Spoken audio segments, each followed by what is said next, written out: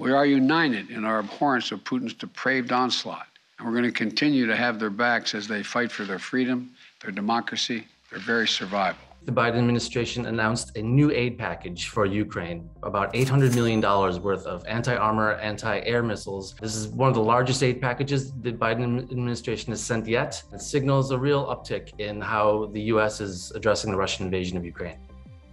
This package contains a little more detail than we'd seen in previous packages. The Biden administration has been sending Javelin anti-tank missiles and Stinger anti-air missiles to Ukraine for several months now, but they've never really given us much detail as far as how many they're sending or how much the packages have been worth. But this one, we know there's 6,000 anti-armor missiles and about 800 Stinger missiles. I think that giving the numbers of how many missiles they're sending, probably sending a real message to the Kremlin that the Biden administration and NATO is all in and they're going to keep flowing weapons to Ukraine. The United States has long supplied allies in conflict around the world. What's different about this is that the Biden administration is sending weapons to Ukraine specifically to kill Russian soldiers and blow up Russian tanks and vehicles and things like that. We haven't seen anything like this probably since the dark days of the Cold War, where it's been very specific armament in order to push back the Russians. We saw it in Afghanistan, but that was more of a CIA operation. It wasn't as overt,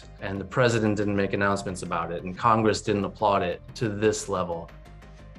The big news in this package is the Switchblade drone that the Biden administration is going to be supplying the Ukrainians. We're sending 100 of these small, backpackable 5.5-pound drones that are launched like a mortar and can loiter over a target for up to 30 or 40 minutes. This gives the Ukrainians a huge new capability to really precisely target exactly what they're trying to hit.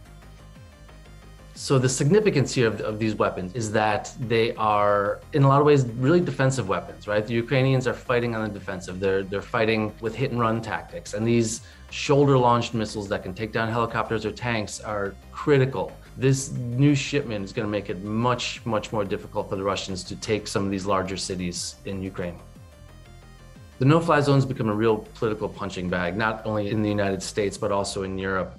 Is this a lot to ask for, to create a no-fly zone over Ukraine to save people? If you start flying NATO aircraft, United States, German, British, whoever, airplanes over Ukraine, they're going to come up against a Russian aircraft. And if the Russian aircraft doesn't stand down, they're going to shoot at each other. That's war. The Russians actually aren't flying as many sorties over Ukraine as maybe a lot of people had thought when the war started. We've also seen our Russian bombers flying in Russian airspace, shooting cruise missiles at targets in Ukraine. So they're not even flying over Ukraine. They're flying over Russian airspace and shooting into Ukraine. And there's really nothing that a no-fly zone can do to counter that.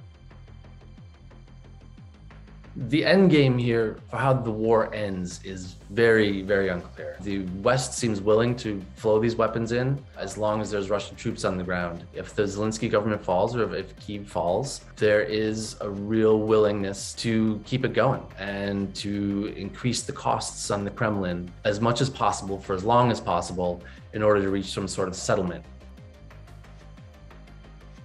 The Biden administration is in a pretty good place domestically as far as these weapon shipments to Ukraine. He has been taking some hits from the Republican side and some Democrats that the weapons packages aren't going far enough. There's other things like Patriot systems, more advanced weaponry that the Biden administration hasn't sent yet. It's not clear if they want to, and it's also not clear if the Ukrainians can use them. There's broad consensus, I think, in the American public to keep helping the Ukrainians as well and keep ramping up the sanctions on the Russians. So right now, there's not much of any domestic blowback for what the administration is doing. But it's early days. We're only 3 weeks into this war, and if it drags on for months, things could change.